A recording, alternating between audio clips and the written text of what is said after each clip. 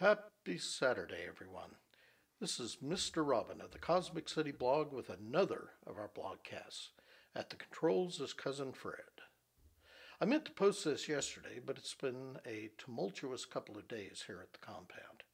Things are beginning to slow down now, so what the heck, it's a day late. Did you miss me?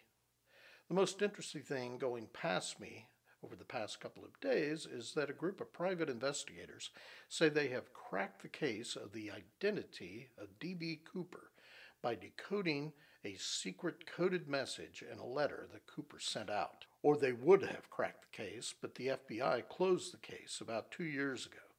They, the FBI, aren't having a good year so far, are they? As you longtime followers of CCB, all one or two of you, know, Cousin Fred solved at least part of the case then, but no one paid attention. It'll be interesting to learn from the guy, his real name is Rakestraw, exactly how he managed to pull this off, if in fact it was him. Here's what we said in that post on July 14, 2016.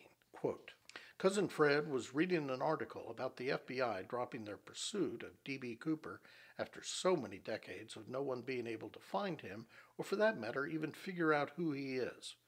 For those of you who don't care, lucky devils that you are, here is the bare-bones Cliff Notes version. On Thanksgiving Eve, 1971, some guy who identified himself as Dan Cooper bought a one-way ticket from Portland to Seattle, Washington. He carried nothing but a briefcase with him. Quick note, for those of you playing along at home, there were no secure terminals or TSA back then. No one even checked the stuff you were carrying. I know, very Norman Rockwell, huh?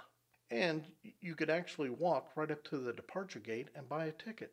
Once the plane was airborne, he presented a note to the flight attendant announcing that his briefcase held a bomb which he threatened to detonate unless his demands for $200,000, 4 parachutes, and a fuel truck were met. Cooper's instructions to the aircrew was to steer the plane in a southeast direction towards Mexico City.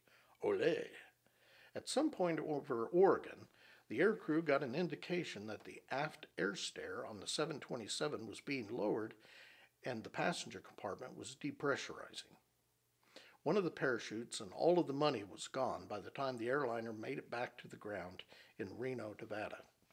Nothing was ever found except pieces of a parachute and a wad of rotting $20 bills totaling $5,800, determined to be among the same serial numbers that had been handed over to Cooper in Washington.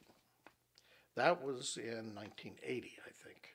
Ever since, there has been speculation about whether or not Cooper survived the jump. He was dressed in a business suit and loafers, for crying out loud. At that plane's altitude, that meant an ambient air temp of minus 34 degrees Fahrenheit, not to mention that he leaped from a plane moving at roughly 200 miles an hour.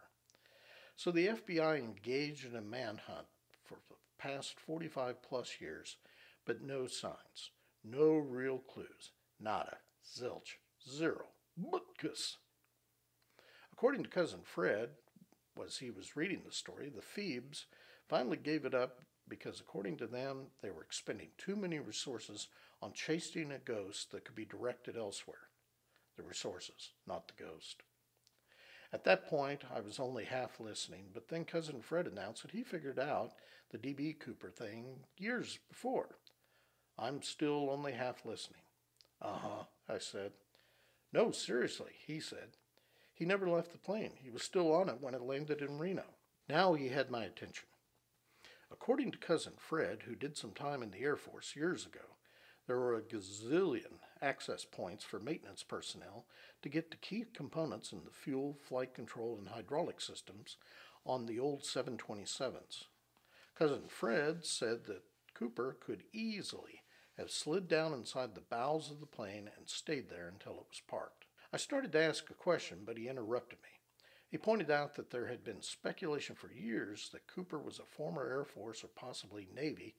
They used the same model as 727, Loadmaster. As evidence of that, investigators pointed out that he wanted the aft air stair ramp lowered before takeoff from Seattle. The pilot told him he couldn't take off with the air stair extended.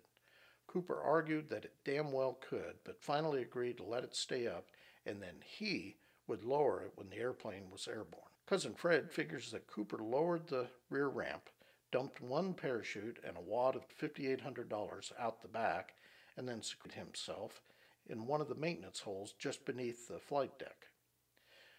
By the way, the airplane landed in Reno with the rear stair ramp still lowered. In all of the theories I've read on the case over the years, I don't recall any about Cooper still being on board.